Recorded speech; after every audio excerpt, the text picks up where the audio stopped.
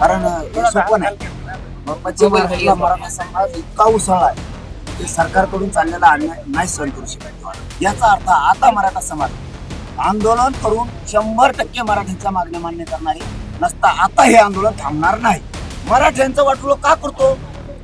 तुला मंत्री केलं म्हणजे तू ओबीसी आणि मराठा करू नको. मी मुजीत पण नसतो कोणाला. मराठ्यांचं वाटलं केलं तर मी सोडणार नाही.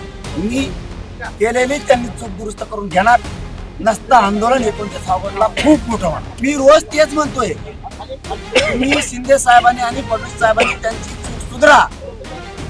तुम्हाला कधीच न बघितलेले दिवस बघावं लागतं. आता पत्रकाराला खोटं बोलून चालतं का? कारण हे सोपं नाही. पश्चिम महाराष्ट्रातला मराठा समाज इतका उसळला आहे की सरकारकडून चाललेला अन्याय नाही सहन करू शकत.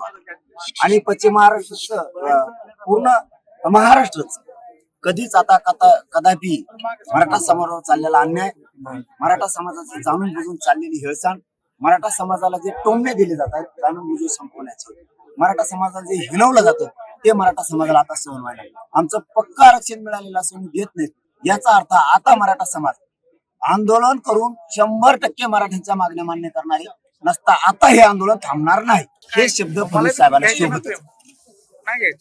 याच्यात ओबीसी आणि मराठ्याचा काय संबंध? एक राज्य सरकारचा बावनकुळे भाग आहे. केलेली चूक फडणवीस साहेबांकडून आम्हाला ह्या अपेक्षा आहेत की त्यांनी म्हणावं तू चूक केली. मराठ्यांचं वाटलं का करतो? तुला मंत्री केलं म्हणजे तू ओबीसी आणि मराठा करू नको. कारण याच्या आधी ओबीसी आणि मराठा करणारे फडणवीस साहेबांच्या पक्षात नव्हते. फडणवीस साहेबांनी ही डाव टाकून पुन्हा त्यांच्याही पक्षाचा नाश करू नये. त्यांच्या पक्षात कधीही ओबीसीच्या बाजूने मंत्री बोलला, नामदार बोलला असं नाहीये. ते बाकी काळ होतं दुसरीकडे. यांच्या ह्याच्यात रूढ पाडून घेऊन त्यांनी मराठी त्यांच्यापासून बाजूला सरकू नये. आणि मी हटत नसतो. मी मुजीत पण नसतो कोणाला. मराठ्यांचं वाटलं केलं तर मी सोडणार नाही. मी केलेली त्यांनी चूक दुरुस्त करून घेणार नसता आंदोलन 29 ऑगस्टला खूप मोठं होणार. हे काय चाललंय मग? प्रमाणपत्र देणं, रद्द करणं, सांगणं याला नेमबा आहे म्हणत नाही. छत्रपती संभाजीनगरचे प्रमाणपत्र ज्याला जात पडताळणी समितीने आदेश दिलाय की व्हॅलिडिटी देण्यात यावी, याला काय म्हणतात? याला काय म्हणतात? काय पक्ष चालवताय, काय सत्ता चालवताय, काय मराठ्यांचं वाटोळं करायला? तुम्हाला भोगावं लागणार. तुम्ही मराठीवर अन्याय नाही. हे बघा, समाजासाठी इमानदारीनं काम करतो आणि समाजाला वाटतं की आहे ते खरंय, मी खोटा आरोप करत नाही कधी. त्यांनी मराठ्यांचे प्रमाणपत्र रद्द केले आणि हे मराठ्यांना सत्य आहे हे मराठ्यांनाच माहित झालं. मीडिया ट्रायल पण झाली आणि जाणून बुजून रद्द केली गेली. पुढच्याही काळात असं होऊ शकतं.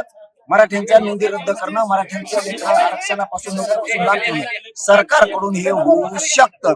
म्हणून मराठा खरबडून जागा झाला. खूप मोठी लाट उसळली राज्यात, खूप मोठी, आणि सरकारला ती परवडणारी नाही. मी रोज तेच म्हणतोय. मी शिंदे साहेबांनी आणि फडणवीस साहेबांनी त्यांची चूक सुधरा.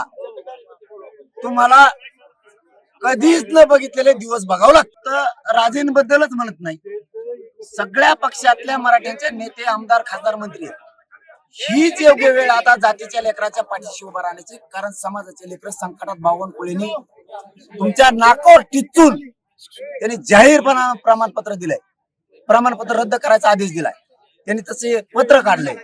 आता मात्र सगळ्या पक्षातल्या मराठ्यांनी जागा होणं गरजेचं. तुम्ही जर जागे नाही झाले ना तर समाजही तुम्हाला कधीच माफ करणार नाही. कधीच. हे बघा, छत्रपती म्हणजे सगळ्या राजेंनाच नाही तर पूर्ण राज्यभरात जेवढे पक्ष आहेत त्या पक्षातल्या मराठ्यांच्या नेत्यांनाच माझं आव्हान आहे की तुमच्या डोळ्यात देखता जर तुमच्या जातीच्या लेकराचं वाटलं होणार असलं तर तुम्ही गप बसणं योग्य नाही. कारण आपल्यात क्षत्रियाचं रक्त खेळतंय, आपल्यात मराठ्यांचं रक्त आहे, आणि त्याच जातीचं जर प्रमाणपत्र रद्द होणार असली तर तुम्ही एवढे बलाढ्य आमच्या समाजात असून उपयोग काय, असं म्हणायची समाजावर वेळ येईल. आणि ती वेळ येऊ देऊ नका. तुम्ही आता योग्य चान्स आहे तुम्हाला सुद्धा जातीच्या बाजूने उभा राहणं. का? कारण तो सुद्धा समोरून प्रमाणपत्र रद्द करून त्यांनी जातीयवादाची भूमिका घेतली. त्यामुळे अशा जातीयवाद्यांना त्याचा धडा शिकवणं, त्याची जागा दाखवणं ही मराठ्यांच्या नेत्याची जबाबदारी. मी राजेंबद्दलच बोलत नाही, मी सगळेच सांगतो. एकूण आपली जात आपल्यासाठी महत्वाची आहे. जात मोठी करणं खूप आपली जबाबदारी आहे. त्यामुळं आपण लक्षात घ्या सगळेजण आता संकटात सापडले जो कोण उतारणार नाही त्याला 100% शिक्का लागणार आहे. जो कोण म्हणतोय तुम्हाला मी, जो कोणी असू दे, जो आता मराठ्यांच्या बाजूने उठणार नाही त्याच्यावरती आपला मराठ्यांचा रक्ताचा अमानुष नाही म्हणून 100% शिक्का पडणार.